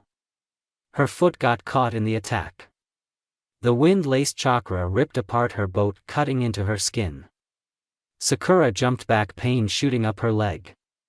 She looked down to see that her bottom part of her boat was gone and deep cuts ran across the leg. "Sakura, are you alright?" asked Kakashi as Sakura applied healing chakra onto her foot. "The cuts hurt like a bitch, but it wasn't life-threatening and wouldn't leave a scar." "I'll be alright," said Sakura as she started to heal the wound. Suddenly the sound of breaking bones brought Sakura back to the battle. She looked up to see that when Kakashi was talking to her, Naruto had come down and hit Kakashi with the back of his sword, the blunt end. If Naruto had hit Kakashi with the sharp end of, then Kakashi would have been cut clean in two. Instead, Kakashi's clavicle bone broke. Kakashi was about to keep fighting until Naruto's sword struck again, this time on Kakashi's femur. The strongest bone in the body broke in two from Naruto's attack. "Stay down, Kakashi," said Naruto, "or else I have to break more bones." "He's right, Kakashi-sensei, stay down," said Sakura. "Now it's my turn." "Don't be silly, you're hurt," said Naruto, only to get a roundhouse kick by Sakura. This time it wasn't a clone, it was the real Naruto, and he got hit hard. He went flying 20 feet before crashing into the dirt. "Katara, you're a medical fox, right?" asked Sakura without keeping her eyes off Naruto. "Yeah," said Katara. "Can you heal Kakashi-sensei?" asked Sakura. "Sure," said Katara as she went into action. She may not know humans that well, but the breaks were clean and easy to fix. "It's just you and me now, Naruto-kun," said Sakura with a grin as she tried not to wince in pain from her still bleeding foot. "You should have just have stayed down," said Naruto as he spat out a bit of blood onto the ground. "It would have been easier." "It isn't in my nature to stay down," said Sakura, "or are you afraid that you will lose to me?" "She is trying to piss Naruto off?" asked Katara so that only Kakashi could hear as she healed Kakashi. "That and flirt with him at the same time," said Kakashi as he moved his healed shoulder up and down. "I am guessing I can't rejoin the fight?" "No," said Katara, "once you are treated by an outside medic you are out of the battle, it's the rules." "Sakura is on her own. Interesting, I thought the young vixen would have given up by now," said Gyako. "She is out to show that she is strong now," said Kyubi as he remembered what he saw from Naruto's eyes. "She was extremely weak when she was a pup and counted on Naruto and her other teammate Sasuke Uchiha to protect her," said Kyubi. "So she is out to prove herself," said Gyako. "No, there is something more in her eyes," said Muzi. Sakura just stood there and watched as Naruto took off his coat and tossed it aside. Threw his sword aside. "Giving up, Naruto-kun?" asked Sakura with a laugh as Naruto cracked his knuckles. "No, you want a fist fight, then I'll give you a fist fight," said Naruto as he got into a stance. Sakura charged forward and delivered a kick to the Naruto's face, however Naruto raised up his hands blocking the blow. Sakura was surprised to see that Naruto had put a wall of chakra around his arms. The chakra took most of the blow, this way Naruto's arms are not broken. Sakura tried to punch Naruto, only have Naruto grab her arm once again. Naruto used chakra to stop himself from taking the blow. Naruto then threw her back a bit before kicking her in the gut. So hard that she passed out from the blow as she went flying back. She was about to crash into a wall, however a second before she hit the ground a Naruto clone caught her. The clone then bounced off the wall and landed onto the ground. The clone then lowered Sakura to the ground before disappearing in a puff of smoke. How was that, Lord Kyubi? Asked Naruto as he bowed down to the Kyubi. You did very well, said Kyubi, you only made one critical mistake, you thought Sakura was down when she wasn't. I am sorry my lord, said Naruto. Remember Naruto, an enemy with fight the hardest right before they fall, said Kyubi, so always be on guard. Yes, sir, said Naruto. One more then, Naruto, why did you send a clone to Kot Sakura? Asked Kyubi. The battle was over, said Naruto, it is the duty of any warrior to show mercy even to defeated enemies. I see, said Kyubi, you may clean up and rest. Thank you my lord, said Naruto as he went up and picked up his sword and his cloths before walking away. Naruto has improved a lot since he has come here, said Gyako as he and Kyubi along with the others lord left the training field. Yes, he is about ready to leave, said Kyubi. Meanwhile Sakura had finally awoke only to see Kakashi standing there. What happened? Asked Sakura. Naruto beat both of us, said Kakashi, then he walked away. He just left us here? Asked Sakura. Well, he did caught you before you crashed into a wall, said Katara as Sakura looked at her and smiled just a bit. So maybe he does care a bit, said Sakura. Maybe, said Katara. Elsewhere on the palace ground Naruto walked down a side corridor just thinking. Why did I hold back on her? I didn't go full go on her, I couldn't punch her at full strength. Why did I hold back? Yelled Naruto to himself as felt like punching a wall. So how are you doing Naruto? Asked Saito as he appeared beside Naruto. I have been better, said Naruto as he let out a breath. Saito was one of the few people/foxes he could talk to with ease. They had been training together ever since he arrived and in terms of demon's years he was the same age as Naruto. I couldn't bring myself to go full go against Sakura. I see the vixen has that much power over you? Asked Saito. Yes, what does that mean? Asked Naruto. Until yesterday I hadn't seen her for years but yet she's still this hold on me. Well, I don't know humans that well, you're the only one I ever gotten along with, said Saito. However, I have heard of cases when even the strongest members of our military couldn't bring themselves to raise a paw against their mates even in training, the instincts to protect was too strong to overcome. Sakura isn't my mate, stated Naruto. I know, but maybe a part of you wishes she was and that part can't bring yourself to go full go against her, said Saito as Naruto glared at him for even suggesting he had feelings for Sakura.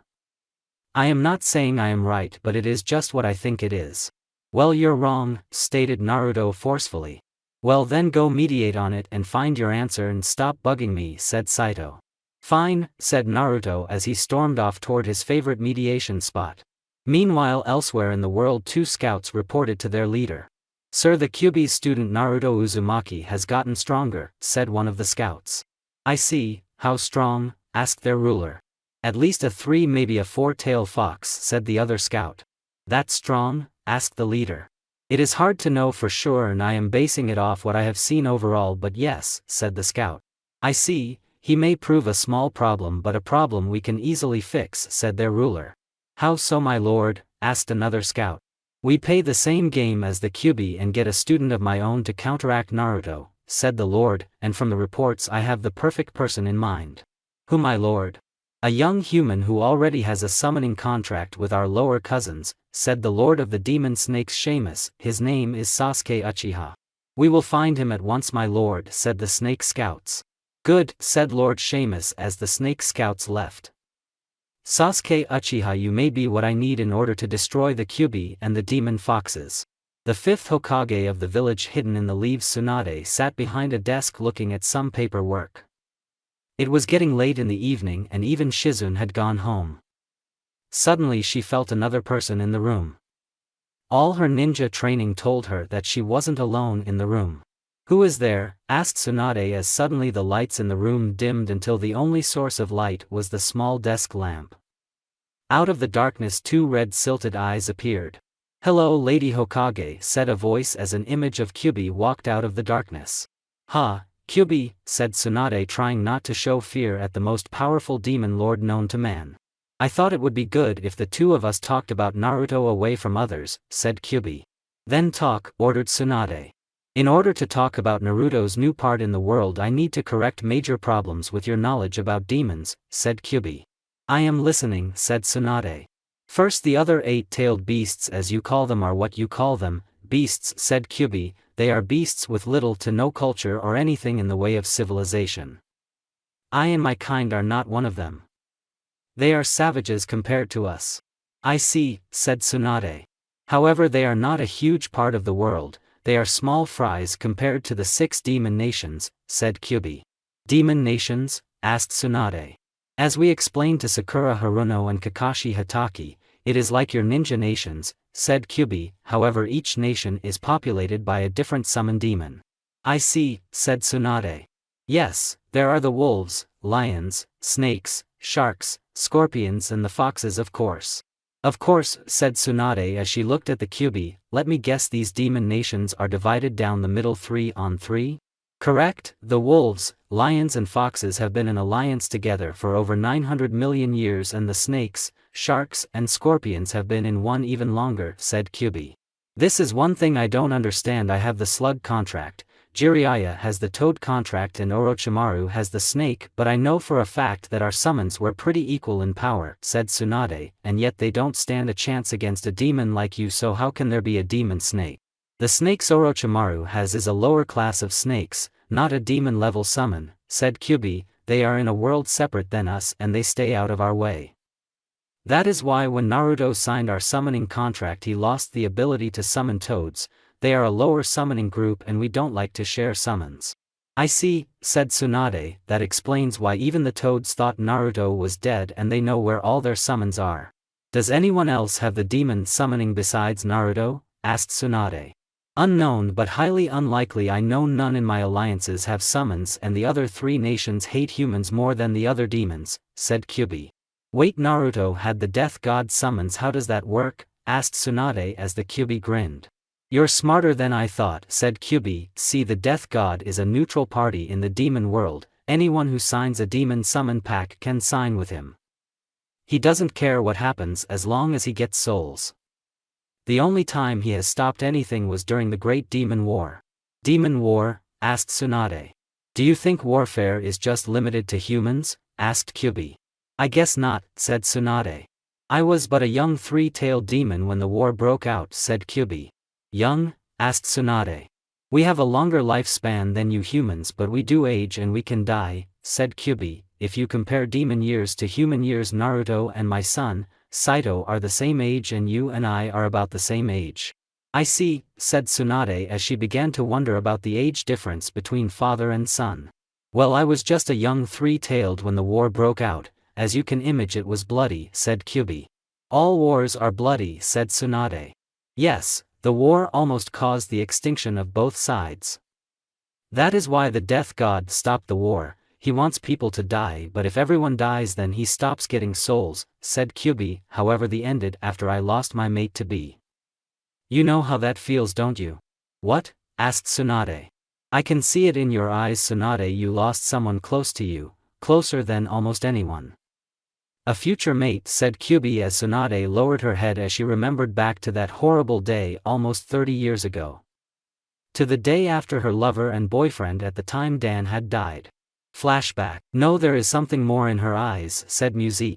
Sakura just stood there and watched as Naruto took off his coat and tossed it aside. Threw his sword aside.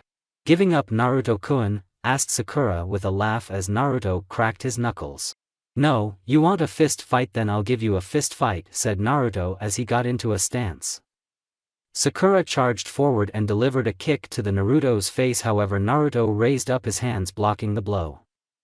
Sakura was surprised to see that Naruto had put a wall of chakra around his arms. The chakra took most of the blow, this way Naruto's arms are not broken. Sakura tried to punch Naruto, only have Naruto grab her arm once again. Naruto used chakra to stop himself from taking the blow. Naruto then threw her back a bit before kicking her in the gut.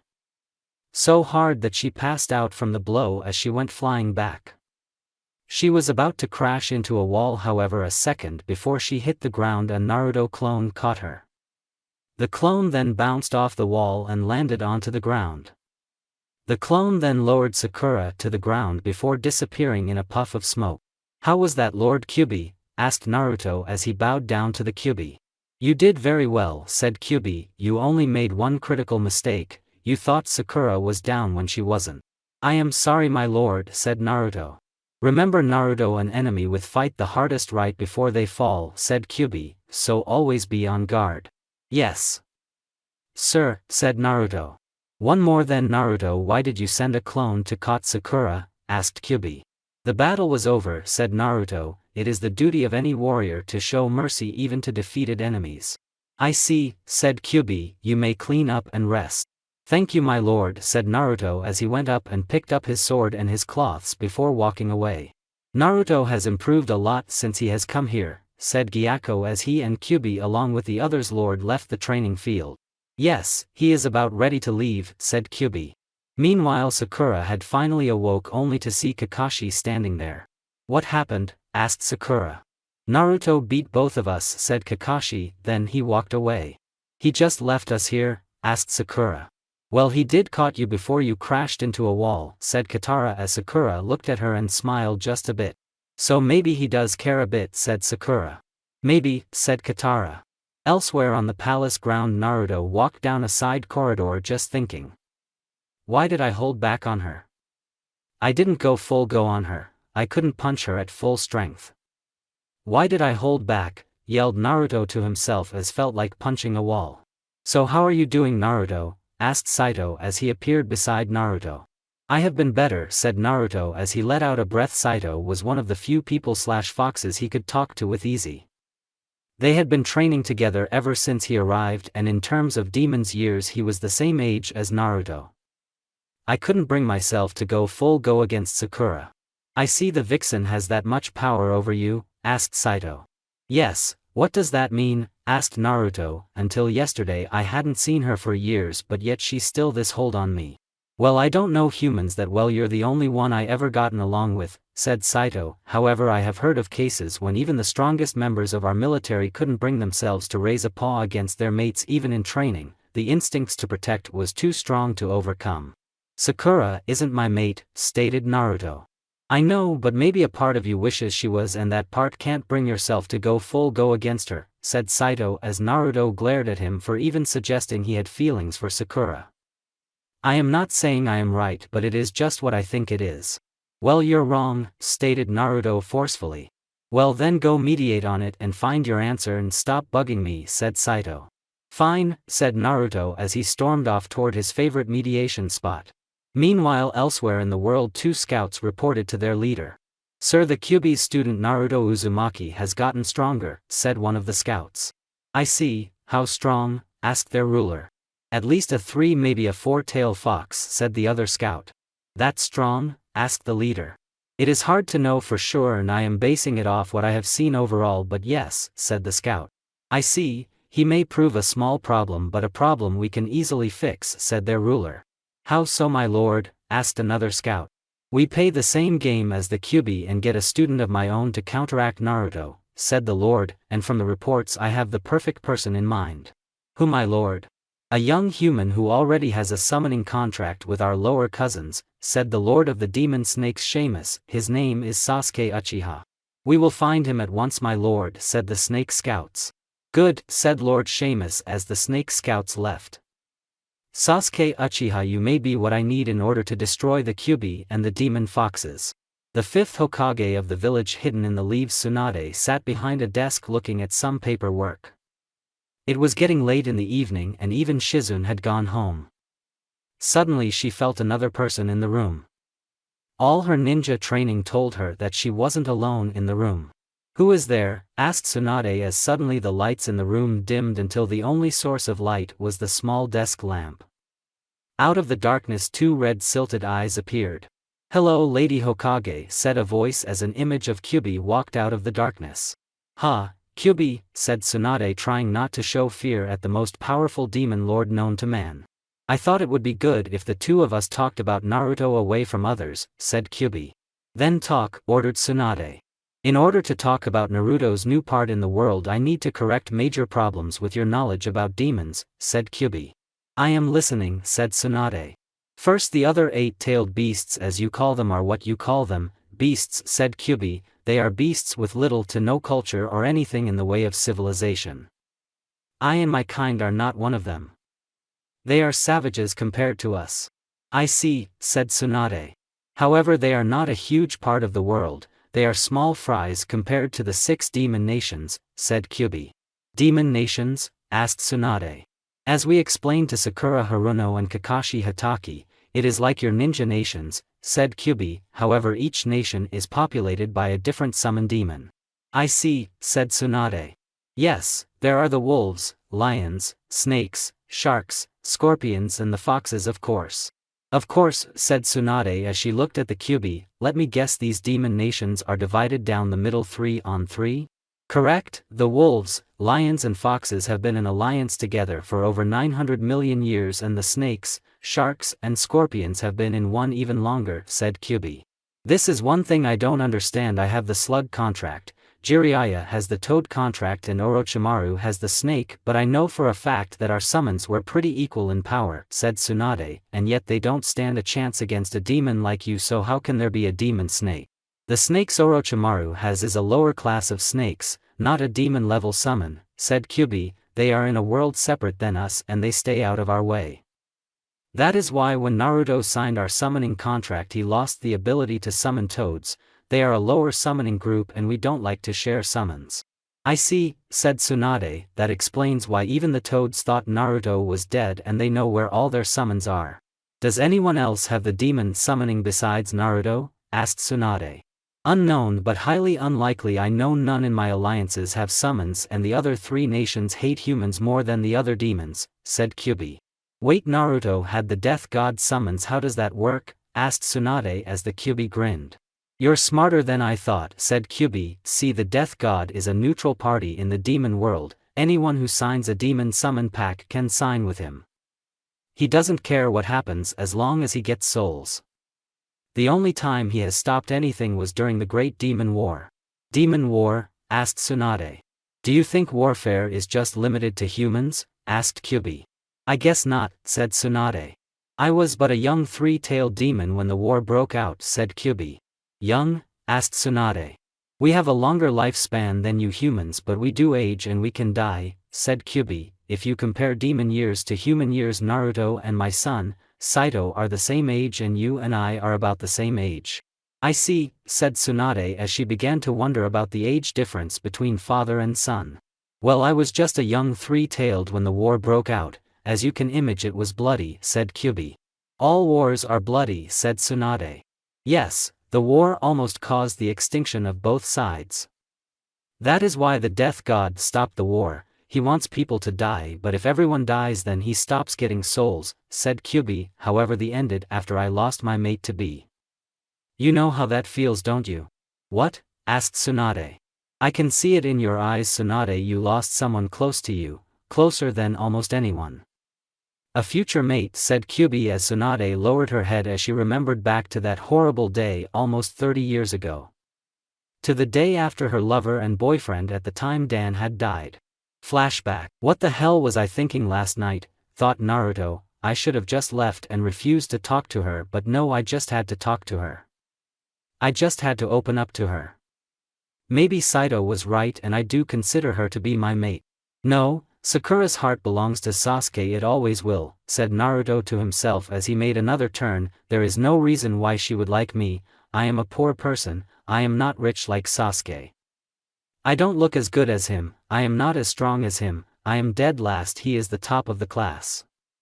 Sakura-chan requires the best and that isn't me. Naruto is running fast today, father, said Saito as he sat looking out the window from his family's personal dining hall.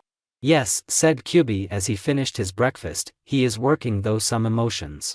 How soon do you think Naruto will master the Sage Mode? Asked Saito. Let's see, said Kyubi, go get him. Yes, father, said Saito as he ran off to caught Naruto. Naruto stopped for a second as he took a look at his watch. Well, at least I beat my best time by over a minute though, Naruto as he took in some deep breath. 10 miles in 3 minutes 35 seconds.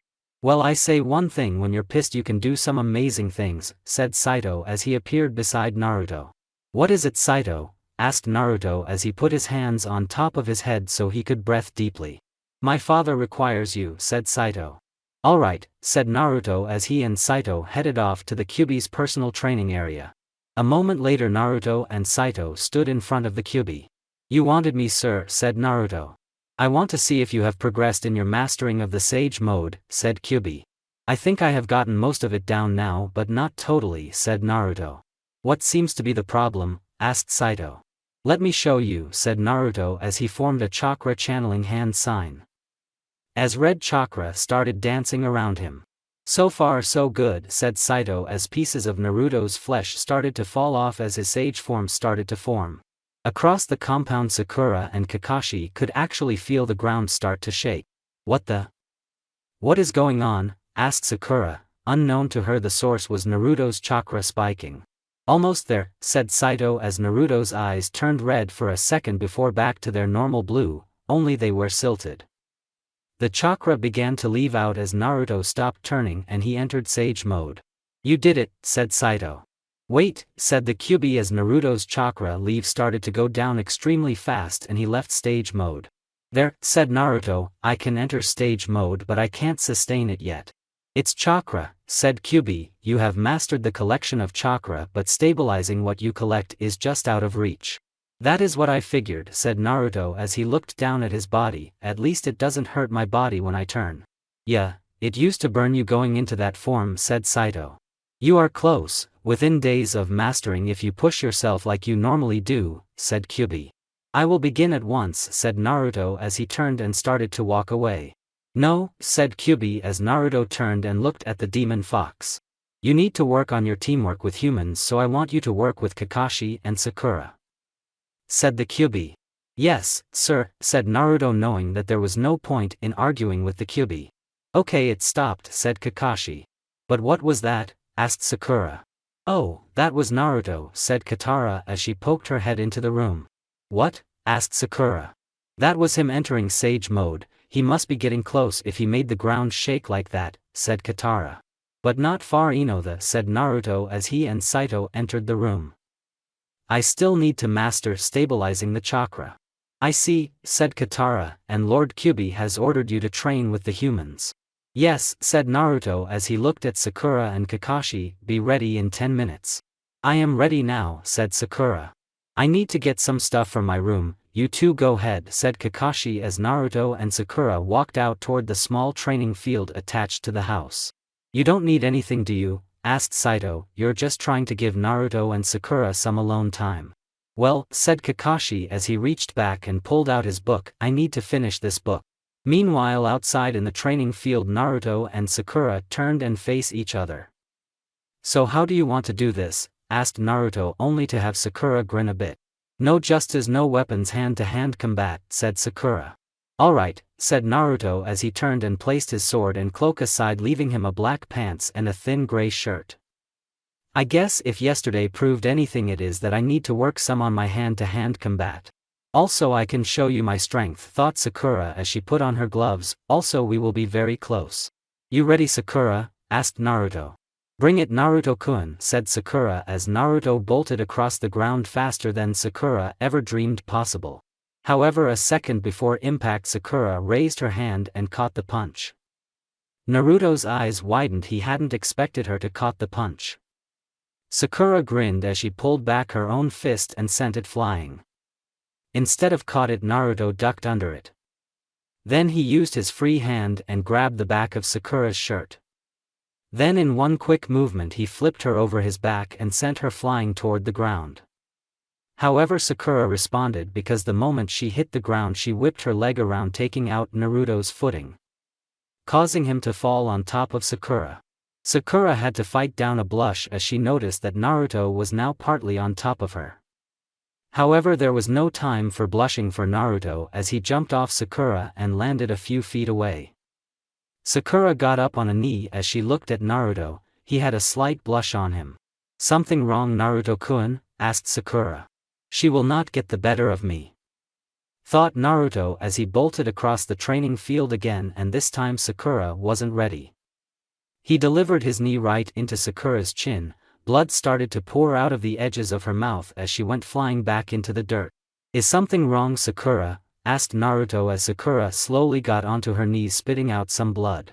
Okay, now he made me mad, thought Sakura as she jumped to her feet and bolted across the training ground and elbowed Naruto in the chest before punching him hard in the face. Naruto was stunned for a moment, and that allowed Sakura to deliver 5 hard gut shots on Naruto.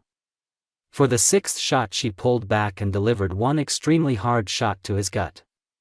When her fist impacted, a mix of spit and blood came out of Naruto's mouth as he stumbled backward. "Didn't the Kyuubi warn you about thinking an enemy was out of the fight?" asked Sakura.